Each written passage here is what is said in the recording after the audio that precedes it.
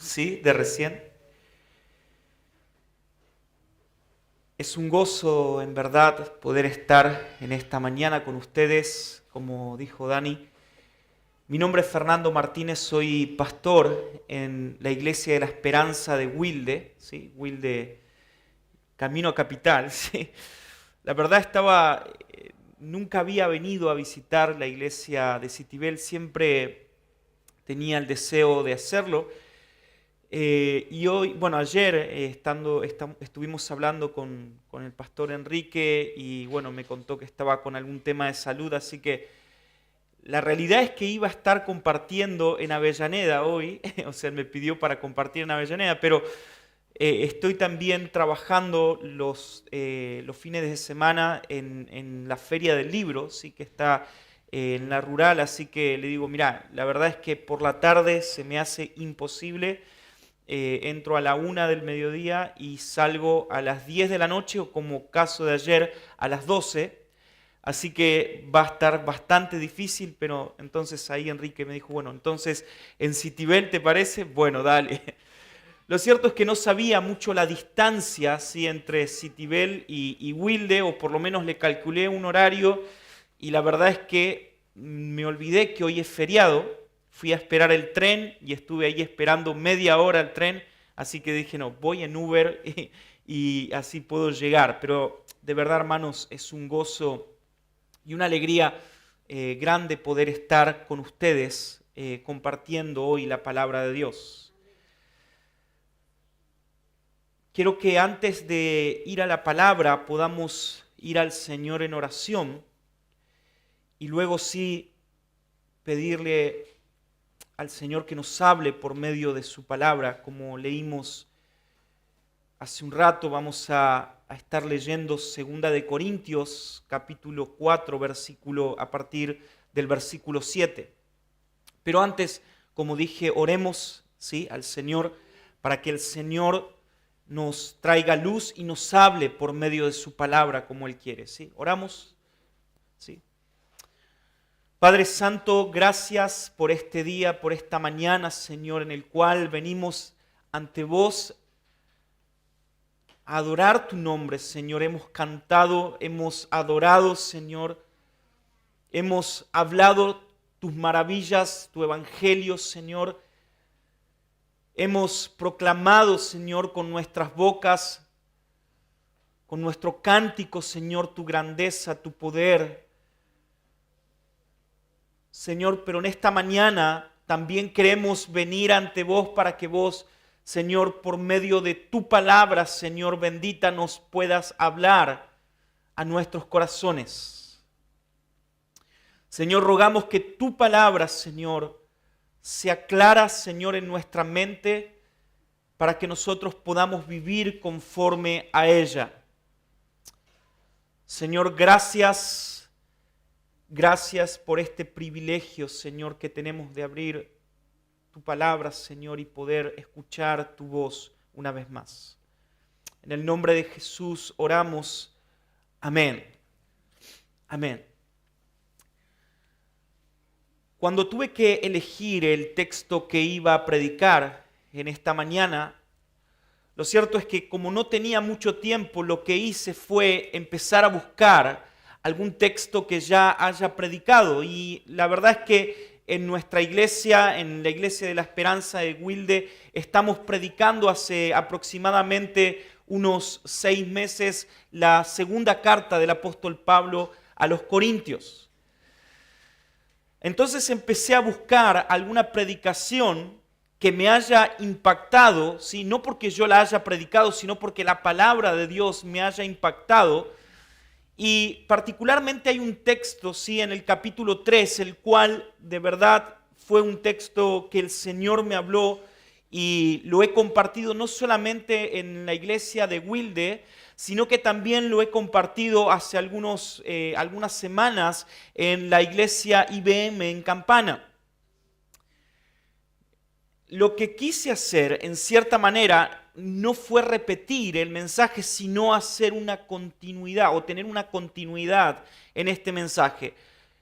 no escucharon ese mensaje, pero si quieren pueden luego buscar, ¿sí? En IBM Campana, en YouTube, pueden buscar el mensaje en el capítulo 3 y voy a hacer referencia un poco a ese capítulo, pero luego vamos a meternos en el capítulo 4, en el versículo 7, porque quiero hablar, muchas gracias, quiero hablar de lo que en cierta manera el título de este sermón nos dice. El título es sumamente sencillo y de hecho ustedes tienen el título en el mismo texto. El título es Vasos de barro, vasos de barro. Ahora, quiero que podamos ver alguna realidad, ¿sí? En este texto bíblico y en lo que Pablo viene hablando en esta segunda carta a los Corintios. Recordemos un poco el contexto en el cual Pablo les está hablando a estos hermanos en Corinto. Pablo escribe a esta iglesia que él mismo había fundado en su primer carta, particularmente para traer orden dentro de la iglesia.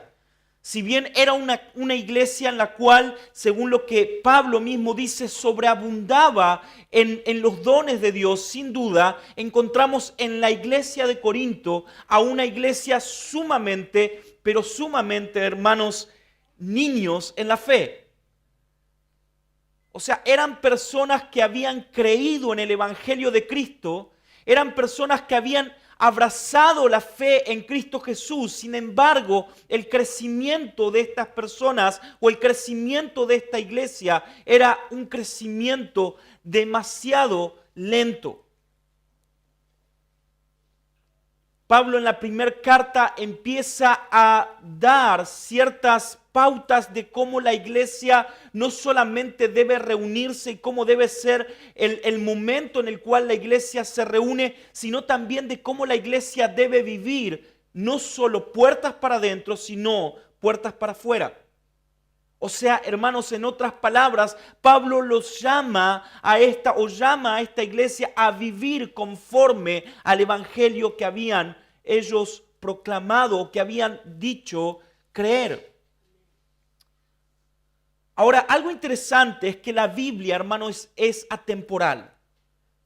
Alguna vez alguien me dijo, bueno, pero Fernando, en realidad este texto o el otro texto en realidad se aplica al contexto en el cual la iglesia de ese tiempo estaba viviendo. Y yo le digo, hermano, está bien, eso es verdad. Cuando nosotros leemos un texto bíblico, lo que tenemos que hacer es comprender el contexto histórico, pero lo cierto es que la Biblia es atemporal.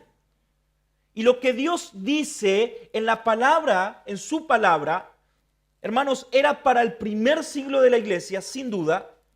Era para la iglesia local de Corinto, pero también, hermano, lo que Dios habla en su palabra es para vos y es para mí.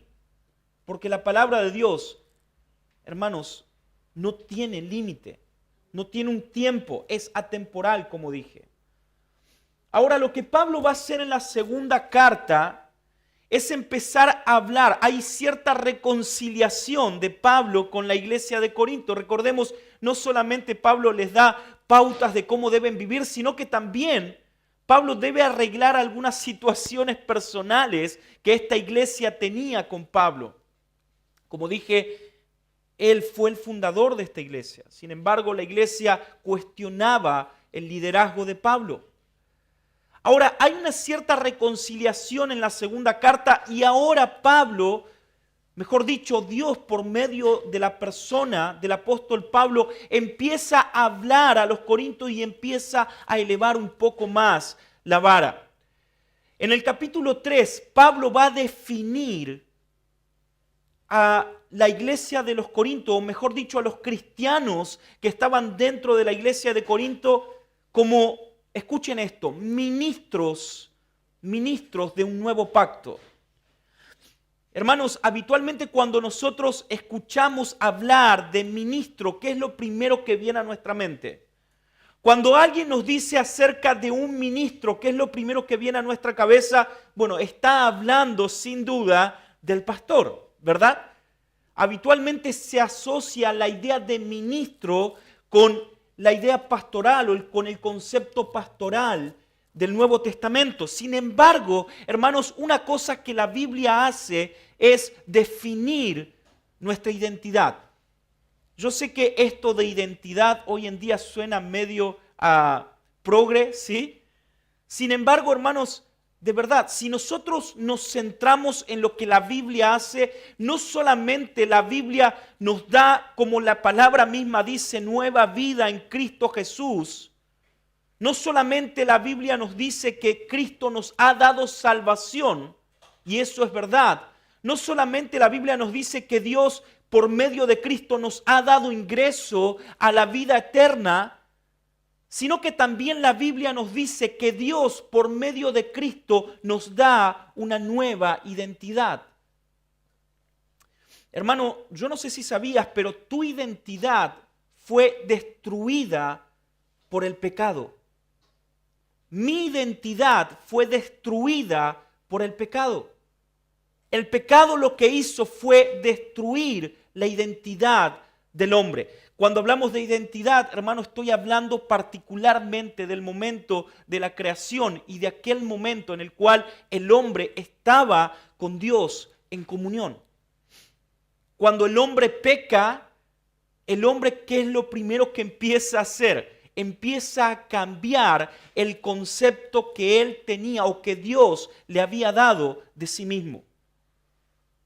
De hecho, no sé si recordás, pero lo primero que Satanás hace es engañar al hombre diciendo que él sería igual ¿a quién? A Dios. Eso es un cambio de identidad y el hombre acepta ese cambio de identidad. Lo cierto es que en el Evangelio lo que Cristo hace, como dije, no es solamente salvarnos de nuestros pecados, no es solamente cambiarnos de posición, ser parte de su justicia ahora cuando nosotros éramos injustos. No solamente eso hace Cristo, sino que también lo que Cristo hace es darte una nueva identidad. Hermanos, lo cantamos recién. Pregunto, ¿alguien acá antes de conocer a Cristo quería proclamar el Evangelio? ¿Alguien tenía el profundo deseo de ser heraldo del Evangelio de Jesucristo? A eso sí, no lo conocían, pero querían serlo. Hermanos, eso es imposible. El deseo de predicar el Evangelio, el llamado a predicar el Evangelio, el llamado a mostrar a la persona de Cristo proviene de una fe genuina. Y en el capítulo 3, Pablo dice entonces a los corintios que nosotros somos ministros de un nuevo pacto. Ahora, antes de decirle a los corintios que son ministros de un nuevo pacto y que tienen un propósito hoy en su vida, Pablo les dice también de que ellos son cartas abiertas. Ahora, quiero que veas esta realidad. Dios te ha quitado del lugar en el cual vos te encontrabas, en el pecado, en la transgresión. Dios te ha llevado de las tinieblas hacia la luz admirable. Perdón, por favor, escucha esto. Fue Dios, no fuiste vos. Él te ha trasladado, Él ha tomado tu vida y te ha llevado de la tiniebla, de las tinieblas a la luz. Ahora, lo que Dios también hace a partir de esa realidad es empezar a darte una identidad y un propósito como cristiano. El propósito de tu vida, hermanos, hermana, es llevar el Evangelio de Jesucristo, ser ministro de un nuevo pacto, no de un pacto que caduca, sino de un pacto eterno, el Evangelio de Jesucristo, y proclamar ese Evangelio a todas las naciones. Hermanos, la gran comisión también es para las iglesias bíblicas. Hermano, la gran comisión, el predicar el Evangelio, también es un llamado para las iglesias de sana doctrina. En la última conferencia de Ante su Palabra, el pastor Sugel Mitchell dijo, hermano, el amén también es de sana doctrina. ¿Recuerdan?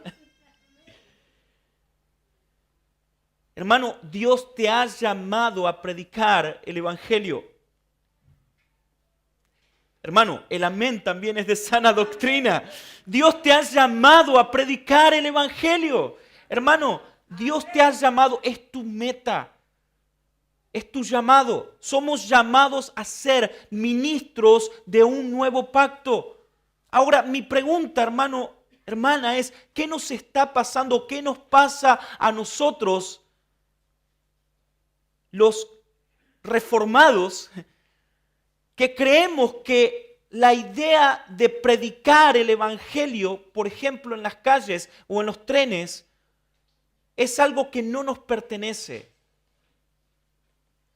¿Qué nos pasa a nosotros, los que abrazamos la sana doctrina e intentamos con toda nuestra fuerza abrazar la verdad del Evangelio, que estamos tan ocupados con nuestros debates teológicos que nos olvidamos que nuestro principal llamado no está en Facebook, sino que está en las calles,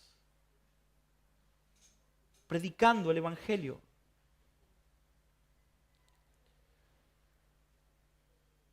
En la iglesia de Campana hice una mención de dos hombres, pero uno particularmente me impactó.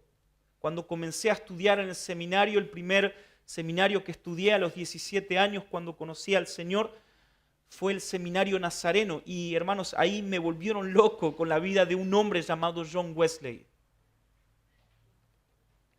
Hermanos, la vida de Wesley me impactó. Pero uno diría, Fernando, lo cierto es que Wesley no es el ejemplo de teología o de sana doctrina. Perdón, Paul Washer siempre dice, si yo tuviera la posibilidad de elegir en la historia de la iglesia a un cristiano como amigo, sería John Wesley. Aunque no es de nuestra doctrina, ¿sí? Lo cierto es que era un hombre de Dios que predicaba el Evangelio. Es interesante si podés leer la Biblia, la vida de John Wesley. Cuando a él lo echaban de las iglesias porque no le permitían predicar, él se paraba en las minas y predicaba a los mineros. Hermanos, un amigo de él, George Whitefield, conocido como el predicador de los aires libres, llegó a predicar a 30,000 personas sin este aparatito. 30,000 personas al aire libre. La predicación de Whitefield era tan tremenda que aún su garganta sangraba en el momento de predicar. Hermanos, ¿de dónde sacamos que eso no es bíblico? ¿De dónde sacamos que eso pertenece hoy a un tipo de iglesia cuando nosotros somos llamados a predicar el Evangelio? Hermano, Dios te ha dado una posición en el reino de los cielos y esa posición es ministro de un nuevo pacto. Ahora, lo cierto es que vos y yo debemos tomar ese llamado de Dios y debemos ejercer ese llamado de Dios. Ser ministros de un nuevo pacto. Ahora, hermanos, un problema que tenemos los hombres, y ahí sí quiero meterme en el versículo, en el texto que vamos a leer, un problema que tenemos los hombres es que rápidamente empezamos a hincharnos. Somos como los sapos, ¿no? Empezamos rápidamente a hincharnos. Y hermanos, cuando empezamos a ver que Dios nos empieza a llamar a ciertas cosas y nos empieza a dar ciertos lugares, lo primero que hacemos es empezar a confundir nuestra mente y creernos algo que Dios no nos ha llamado a creernos. Si bien es verdad, Dios te ha llamado a ser un ministro de un nuevo pacto. Si bien es verdad, Dios te ha llamado a predicar, a proclamar el Evangelio. Hoy sos llamado a ser heraldo del Evangelio. Lo cierto, hermano, es que lo importante no sos vos. Lo importante no soy yo. Y ahora sí, mira lo que dice el texto bíblico en 2 de Corintios capítulo 4, versículo 7. Y quiero que veamos dónde está en verdad lo importante. donde la palabra de Dios pone el ojo, ¿sí? Y pone lo más importante en el texto bíblico.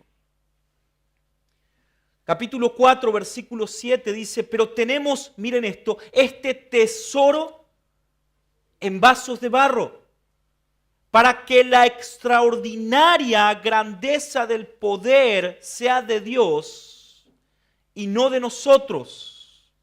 Miren cómo continúa, afligidos en todo, pero no agobiados, perplejos, pero no desesperados, perseguidos, pero no abandonados, derribados, pero no destruidos, llevando siempre en el cuerpo por todas partes la muerte de Jesús, para que también la vida de Jesús se manifieste en nuestro cuerpo. Porque nosotros que vivimos constantemente estamos siendo entregados a muerte por causa de Jesús, para que también la vida de Jesús se manifieste en nuestro cuerpo mortal. Porque nosotros que vivimos, así que en nosotros obra la muerte, pero en ustedes la vida. Pero teniendo el mismo espíritu de fe, según lo que está escrito, creí, por tanto hablé. Nosotros también creemos, por lo cual también hablamos, sabiendo que aquel que resucitó a Jesús, a nosotros también nos resucitará con Jesús y nos presentará junto con ustedes, porque todo esto es por amor a ustedes, para que la gracia que se está extendiendo por medio de muchos haga que las acciones de gracia abunden para la gloria de Dios. Amén. Hermanos, lo cierto es que Pablo va a hacer un corte de cara en este momento, y si vos creíste o te creíste que Dios estaba poniéndote un lugar o en un lugar especial, porque Dios te ha llamado a ser ministro de un nuevo pacto, ahora Pablo te va a decir y te va a mostrar, nos va a mostrar que en realidad Dios no te está dando ningún lugar de privilegio. Hermanos, de hecho lo que Pablo va a hacer es mostrarnos que en realidad nosotros somos sencillamente vasos de barro. Como pastor me ha pasado tantas veces de personas que han venido y me han dicho, pastor, yo quiero empezar a venir a la iglesia, a su iglesia, pero quiero que usted me diga una cosa, ¿yo podré cumplir el propósito de Dios en mi vida? Entonces, ¿cómo sería eso? Pastor, yo quiero saber si yo voy a poder ejercer mi ministerio. Pastor, yo quiero saber si puedo en esta iglesia cumplir el llamado que Dios me ha hecho. Rápidamente me doy cuenta que esas personas se fueron de una congregación porque creyeron que no podían cumplir el llamado o el propósito de Dios con sus vidas.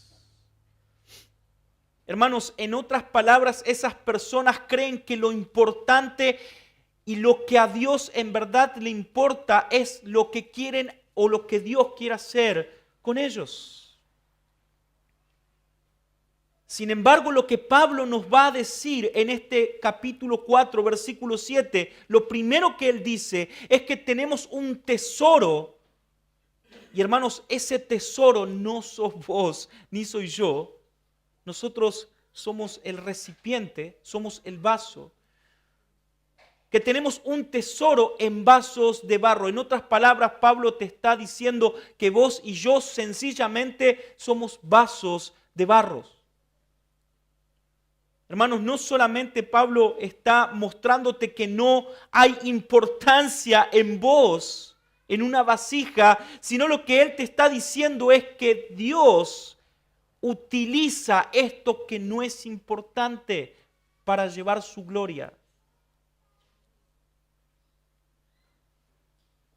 No estoy queriendo matar tus sueños ni nada por el estilo, perdón. Pero hermanos, habitualmente nosotros creemos de que cuando estamos haciendo algo en el servicio a Dios, la gloria depende de nosotros. Sin embargo, fíjate que en el versículo 6 termina de esta manera: para iluminación del conocimiento de la gloria de Dios en el rostro de Cristo. Hermanos, nosotros somos llamados a llevar la gloria de Dios y eso es verdad, pero no nos confundamos. La gloria es de Dios y no es nuestra. Ahora, Dios ha depositado un tesoro extraordinariamente perfecto en vasos extraordinariamente imperfectos. El poder de Dios, la grandeza de Dios, es de Él y no es nuestra. Fíjense cuán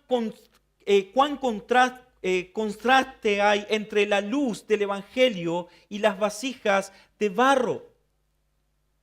La luz del Evangelio resplandece, en las vasijas de barro solamente hay oscuridad. El poder de Dios es el poder sobrenatural y Dios utiliza algo extremadamente natural y humano. Siempre, hermanos, siempre es el poder de Dios lo que prevalece, no nosotros. Solamente nosotros podemos depender del poder de Dios. Ahora, ¿a qué se refiere el apóstol Pablo cuando habla del tesoro del Evangelio en vasos de barro? ¿Por qué Dios ha decidido y Él quiere, hermanos, utilizar a vasos de barro para el Evangelio? Voy a pedir ahora sí ayuda de 3 personas. Alguien que busque por favor 1 Corintios capítulo 1, versículo 27 y 28. Y quiero que lo podamos leer. Otra persona que busque Lucas capítulo 14, versículo 11. Y otra persona Mateo capítulo 21, versículo 2. 1 Corintios capítulo 1, versículo 27 y 28. El primer punto que quiero que veamos es cómo el Evangelio se manifiesta en lo que menos nosotros podemos esperar. Y esto, hermano, lo que quiero que puedas entender en tu mente y quiero llevarte por medio de la palabra, que puedas ver de que no depende de vos, de que Dios se manifieste o no. El milagro del Evangelio se manifiesta en lo que menos nosotros podemos esperar. 1 Corintios capítulo 1, versículo 27, ¿sí? Sino que lo necio del mundo escogió Dios para avergonzar a los sabios, y lo débil del mundo escogió Dios Amén. para avergonzar a los fuertes. Y lo débil del mundo y lo menospreciado escogió Dios, y lo que no es para deshacer lo que es. Amén. Amén. Hermanos, no sé si notaron, pero lo que Pablo está diciendo es que Dios ha elegido a lo necio del mundo, a lo vil del mundo. ¿Se dieron cuenta de eso? ¿Te diste cuenta de algo ahí?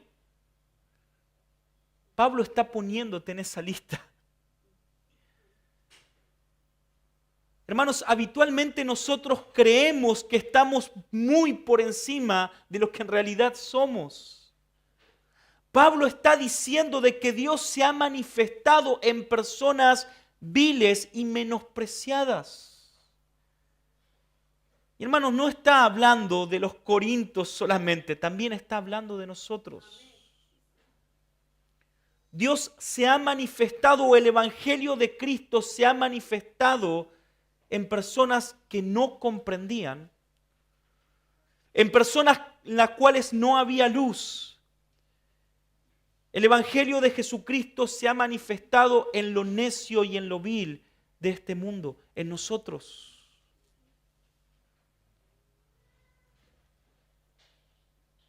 Ahora es interesante que Dios utiliza, hermanos, a hombres y a mujeres humildes y hombres y mujeres que se humillan ante Él. Lucas capítulo 14, versículo 11.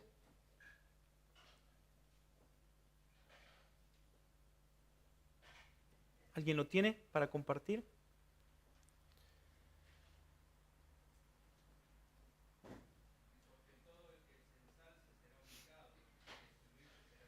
Amén. Hermanos, si estás buscando algún tipo de posición dentro del reino de los cielos, entonces déjame decirte de que Dios, aquellos que buscan posición delante de Él, en el reino de los cielos, Él los humilla. Aquellos que están buscando lugares de privilegio en el reino de los cielos son humillados. Hermanos, Dios está buscando y Dios utiliza a personas humilladas y humildes para llevar su evangelio.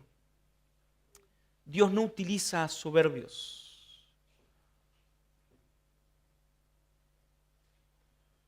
Ahora en Mateo capítulo 21, versículo 2, hay una historia que me encanta.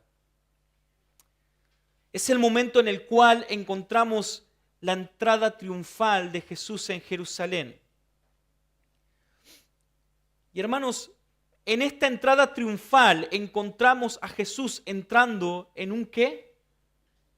¿Recuerdan? En un burrito, ¿verdad? Hay un libro de Sproul para niños que me encanta y la verdad que cuando estaba armando este sermón estaba mirando mi biblioteca y tengo ese libro ahí y me vino a la cabeza esa historia, ese texto, este texto. Lo cierto es que el Señor envía a buscar a este burrito. Hay alguna idea en este libro de Sproul donde él relata cómo el burrito se ve a sí mismo. Obviamente el burrito no está pensando, pero quiero que podamos utilizar un poco la imaginación. Imagínate siendo el burrito y de repente vienen y te dicen, mira, vas a tener una tarea muy, pero muy especial. Vas a llevar nada más ni nada menos que al Mesías. Y de repente estás entrando en Jerusalén y empezás a ver a la gente adorando y a la gente proclamando y a la gente gritando y vos empezás a caminar como aquel burrito y empezás a decir, mira qué interesante. Hermanos, habitualmente nosotros cometemos el error del burrito. Habitualmente nosotros empezamos a creer de que las personas nos están mirando a nosotros. Habitualmente nosotros empezamos a poner las miradas de las personas en nuestra persona. Pero hermano, déjame decirte que lo importante no está en nosotros. No importa quién somos nosotros, sino lo importante es el mensaje que llevamos.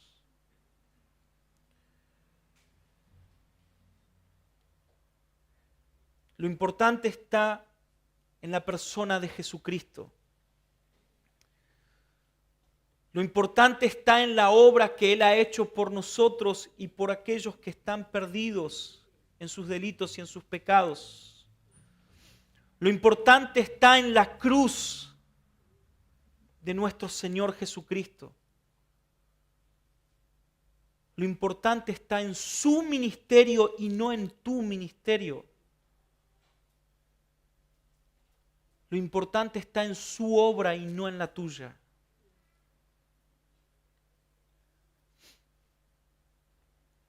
Hermano, porque como dice en el versículo 8 y 9, aunque estés o no estés, Dios va a manifestarse más allá de las circunstancias. Es interesante lo que Pablo empieza a relatar a partir del versículo 8. Él dice, afligido en todo, pero no agobiado, perplejo, pero no desesperado, perseguido, pero no abandonado, derribado, pero no destruido. Ahora, quiero que mires esto, lo que Pablo está haciendo. Él en cierta manera, o en otras palabras, lo que está diciendo es que a pesar de que está viviendo tiempo de angustia, afligido en mucha manera, lo que él está diciendo es que la aflicción no lo agobia. En otras palabras, lo que Pablo está diciendo es que a pesar de que él está siendo atacado, él todavía no ha sido derrotado o él no ha sido derrotado. Pablo se describe a sí mismo como un fugitivo que está huyendo acosado por sus enemigos. Pero Pablo también se describe como aquel que puede escapar de la mano del cazador. Hermano, no importa tampoco las circunstancias en las cuales nosotros nos encontremos. No importa de cuáles son tus emociones. Voy a predicar cuando estoy espiritualmente bien. Voy a predicar el Evangelio, voy a proclamar el Evangelio cuando todas las cosas empiecen a andar bien en mi vida. Voy a congregarme, voy a ir a la iglesia, voy a ser parte de la iglesia cuando Dios empiece a ordenar las cosas en mi vida. Imagínense si Pablo hubiera dicho eso. Pablo dice que él está afligido, hermano. La idea de aflicción significa que él estaba pasando un tiempo de tormento increíble. Él estaba siendo agobiado, estaba siendo, en cierta manera, estaba siendo expuesto. Pero a pesar de que estaba siendo agobiado, él continuaba con el llamado que Dios le había entregado. A pesar de que él seguía en persecución, a pesar de que había sido derribado en más de una ocasión, hermanos, Pablo se esforzaba por levantarse y volver al llamado que Dios le había dado.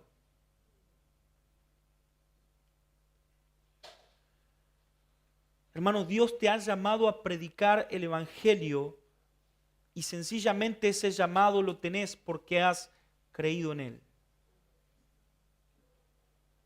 Alguna vez alguien me dijo, bueno, yo no tengo el llamado a predicar. Yo le pregunté, ¿a qué te estás refiriendo? Tenemos un grupo de hermanos en la iglesia que están predicando los jueves en los trenes. En el tren de La Plata. Salen un grupito, se paran en el medio del tren y empiezan a predicar del Evangelio de Cristo. En mi tiempo de seminario salíamos a predicar en la estación de Temperley y nos parábamos en un andén y predicábamos el Evangelio a las personas.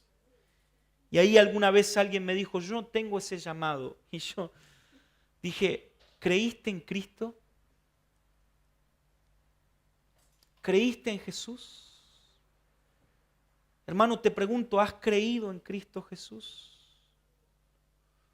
Si has creído, entonces el predicar el Evangelio es tu llamado. Si has creído, entonces Dios te está llamando y te ha llamado a proclamar su Evangelio bendito. En el versículo 13, pero teniendo el mismo espíritu de fe, según lo que está escrito, mira esto, creí, por tanto hablé. Nosotros también creemos, por lo cual también hablamos. Hermanos, nosotros no podemos callarnos.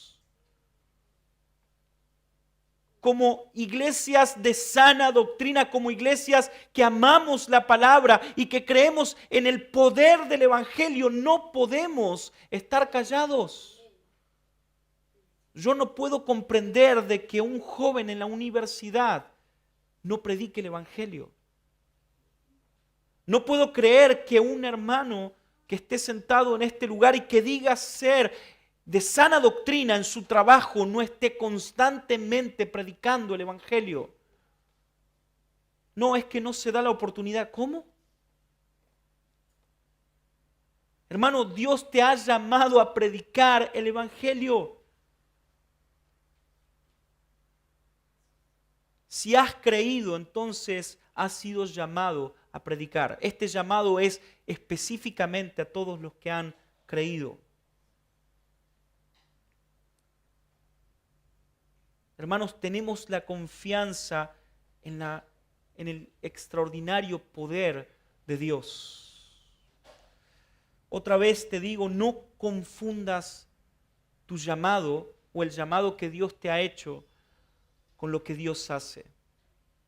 ¿Saben por qué nosotros nos frustramos habitualmente cuando predicamos el Evangelio? ¿Cuál es la mayor frustración? Es que no vemos los resultados que nosotros queremos, ¿verdad? Ahora, pregunto, ¿acaso el poder está en vos? ¿Acaso el poder está en mí? ¿Acaso no está el poder en la persona de Dios? ¿Acaso Pablo no dice que la grandeza del poder es de Dios?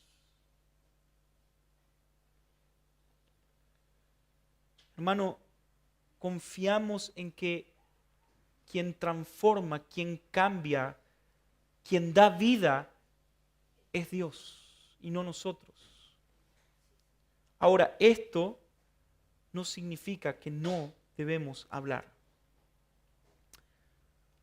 Para terminar, ¿cuál es el fin de todo lo que Dios nos ha llamado a hacer? ¿Cuál es el fin del hecho de que Dios te ha llamado a predicar el Evangelio? ¿Cuál es el fin de que Dios te ha llamado a ser un ministro de un nuevo pacto? ¿Cuál es el fin de que Dios te ha llamado a ser un vaso de barro el cual lleva la gloria extraordinaria de Dios? ¿Cuál es el fin de que Dios te ha enviado como un mensajero a proclamar las buenas nuevas del Evangelio? ¿Cuál es el fin de todo esto? Hermanos, el fin se encuentra en el versículo 15. Porque todo esto es por amor a ustedes, para que la gracia que se está extendiendo por medio de muchos haga que las acciones de gracia abunden. ¿Para qué? Para la gloria de Dios.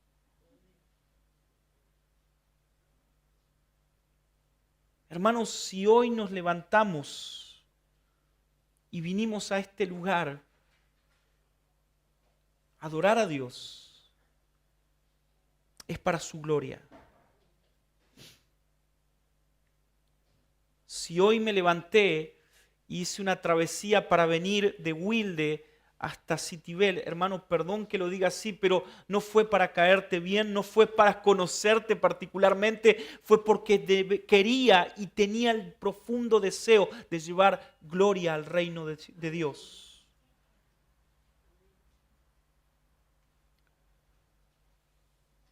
Hermano, cuando prediques el Evangelio de Jesucristo, cuando entiendas el llamado el cual Dios te ha dado, algunas cosas que debes recordar siempre es que Dios nos ha llamado a amar. Estoy de verdad cansado de ver en las redes sociales a hermanos que se llaman de sana doctrina insultando a otros cristianos. Estoy cansado de verdad de ver en las redes sociales a hermanos que se llaman de sana doctrina humillando a otros, riéndose, burlándose de aquellos que están perdidos en sus delitos y en sus pecados.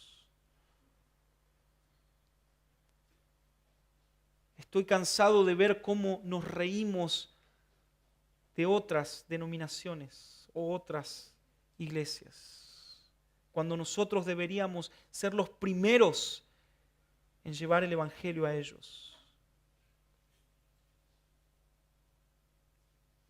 Nos encanta ser teólogos en Facebook. Pero nos olvidamos que lo primero que el Señor hizo con nosotros fue amarnos a pesar de lo que nosotros éramos.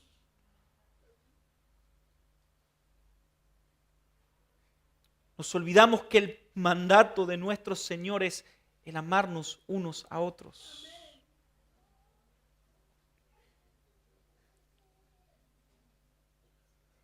Hermanos, Dios nos ha llamado a extender su gracia, no a guardarlas para nosotros.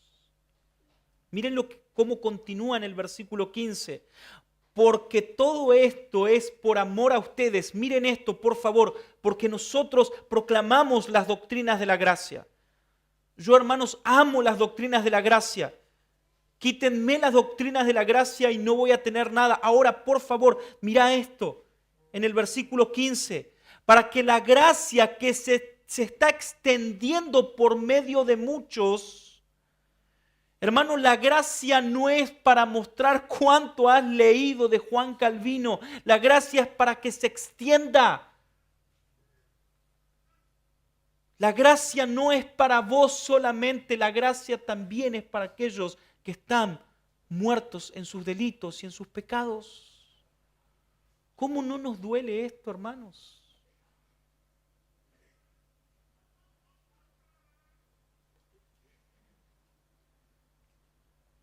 La gracia debe extenderse. Debemos orar. Debemos rogar a Dios para que su gracia se extienda. Hermano, no te guardes lo que Dios te ha dado. ¿Comprendiste el Evangelio? ¿Comprendiste la gracia de Dios? Dios te ha llamado a llevar esa gracia a otras personas. Para que la gracia que se está extendiendo por medio de muchos, miren esto, hermanos, haga que las acciones de gracia abunden para la gloria de Dios. Si en verdad estás deseando llevar gloria a Dios, entonces, hermano, vas a salir corriendo de este lugar a predicar el Evangelio.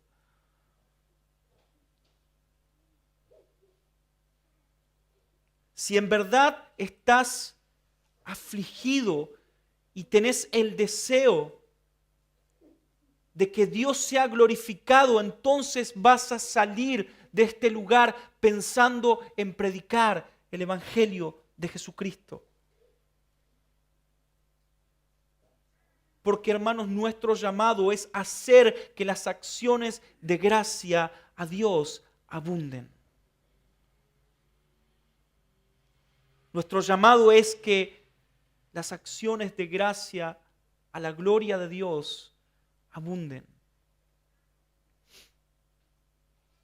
Hermano, todo tiene que ver con su gloria y no con la tuya. Dios nos ha llamado entonces, en fin, a llevar su gloria para su propia gloria, para que la gloria de Él sobreabunde en las naciones. Para que las acciones de gracia suban delante de su trono, hermano. Abunden.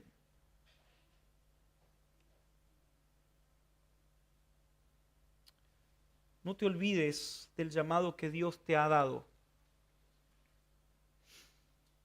No te olvides que solamente sos un vaso de barro. No te olvides que el poder sobrenatural de Dios está también en tu vida. En algo tan natural y humano como vos y como yo. No te olvides que es el poder de Dios el que prevalece y no tu poder. Hermanos, no te olvides que no depende de cuánto nosotros sepamos. No te olvides de cuánto nosotros hayamos leído de teología. No estoy diciendo que no estudiemos, todo lo contrario. Pero no depende de eso. No te olvides que no depende de nosotros, que el poder proviene de Él. No te creas más de lo que sos. No te olvides de que el poder de Dios se manifiesta en lo que menos se espera. No te olvides de que Dios utiliza a hombres y a mujeres humillados, humildes. Y hermano, no seas burro.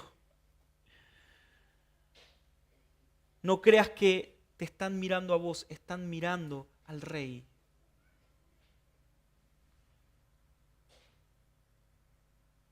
No creas que lo importante está en vos, lo importante está en a quién estás llevando.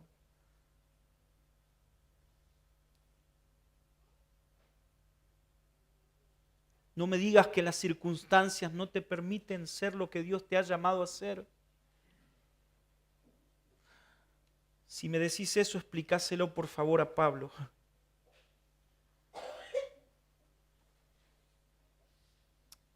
No te olvides que todo lo que hacemos, todo lo que decimos,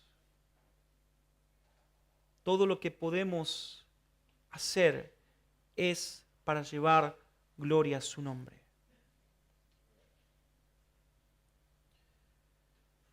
Por último, hermano, no te olvides que debemos en verdad vivir el Evangelio en amor. Alguna vez leí la historia de un hombre llamado John Knox. ¿Alguien escuchó hablar de John Knox? ¿Sí? Fue un pastor el cual oraba a Dios por su ciudad diciendo: Señor, dame mi ciudad o me muero. Dame mi país o me muero. Hermanos, él era reformado, ¿sabían, no?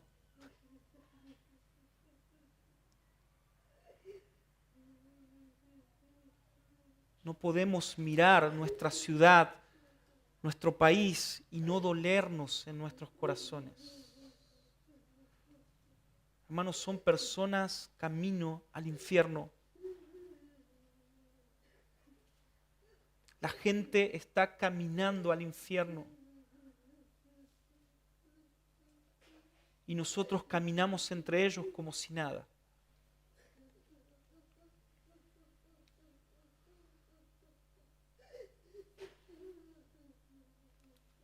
Debe haber un profundo dolor en nuestros corazones por aquellos que se pierden. Y debemos predicar el Evangelio. ¿Crees que sos llamado a predicar el Evangelio? ¿Crees eso? Créelo, hermano, porque es lo que la Biblia dice. No es un llamado para el pastor Enrique, no es un llamado para mí, solamente es un llamado también para vos. Es un llamado para su iglesia. Y el predicar el Evangelio, hermano, es el propósito por el cual nosotros estamos en esta tierra. Llevar gloria al nombre de Dios. ¿Oramos? ¿Sí?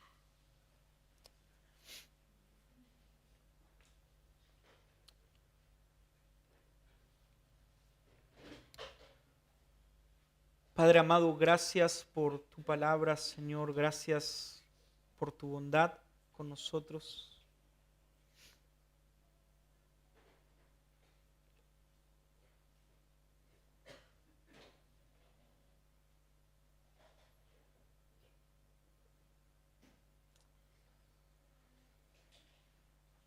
Señor, somos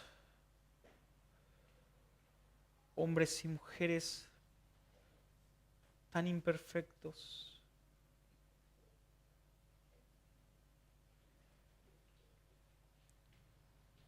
Señor, habitualmente ponemos nuestra mirada, Señor, en cosas terrenales.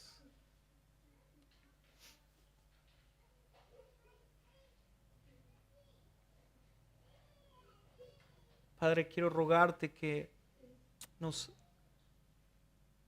nos llenes por tu palabra, Señor, de compasión por aquellos que están perdidos, muertos en sus delitos y en sus pecados.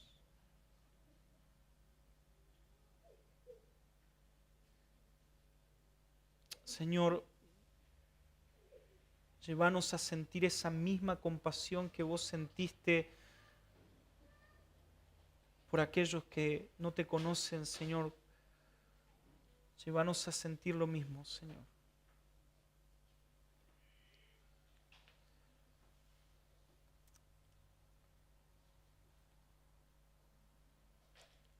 Padre, sabemos que tu palabra, Señor, tiene poder. No está en nosotros, sino es tu palabra, Señor. Despertarnos como iglesias reformadas, como iglesias sanas, a un avivamiento genuino, donde muchos vengan y proclamen tu gloria y lleven gloria a tu nombre, Señor.